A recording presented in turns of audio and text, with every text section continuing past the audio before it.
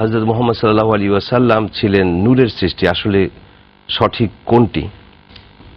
জি, এটি একটি ফরজ আকীদা, ফরজ ঈমান বা বিশ্বাস আমাদের পোষণ করতে হবে যে 1,24,000 নবী রাসূল সবাই আদম সন্তান, হাওয়ার সন্তান। আদম আর হাওয়া যেমন মাটির তৈরি, তাদের সমস্ত সন্তান আম্বিয়ায়ে কেরাম, রাসূলানে কেরাম সকলেই তারা মাটির তৈরি। এবং রাসূলুল্লাহ সাল্লাল্লাহু আলাইহি ওয়াসাল্লামকে নির্দেশ দেওয়া হয়েছে সূরা কাফের 110 নম্বর আয়াতে, কুল ইন্নামা আনা বাশার মিসলুকুম, বলো আমি তোমাদের মতোই একজন বাশার।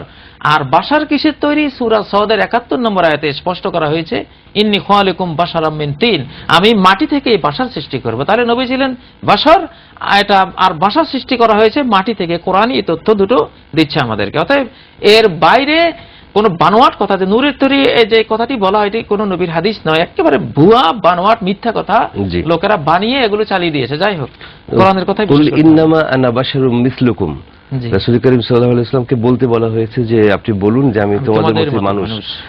এই তোমাদের মতো মানুষ বলতে কি আমরা যেরকম রক্তে মাংসে মানুষ, এরকম মানবীয় গুণাবলীর কি পার্থক্য রয়েছে? পার্থক্য শুধু হবে ইউহা ইলাইয়া, ওহীর ক্ষেত্রে গিয়া, সেটাও তো পরবর্তীতে বলা হয়েছে। জি, পরবর্তী। এমনি তো তিনি আমাদের মতে মাটির মানুষ, তারও ক্ষুধা ছিল, আমাদের ক্ষুধা আছে, পিপাসা ছিল, আমাদের পিপাসা আছে, দুঃখ বেদনা আনন্দ সবকিছু তো মানুষের মতো। এই যুক্তি দেওয়ার কারণে অনেকে বলে থাকেন যে কিছু কিছু উলামায়ে কেরাম রাসূল করিম সাল্লাল্লাহু আলাইহি ওয়াসাল্লামকে আমাদের মতোই সাধারণ মানুষ মনে করেন।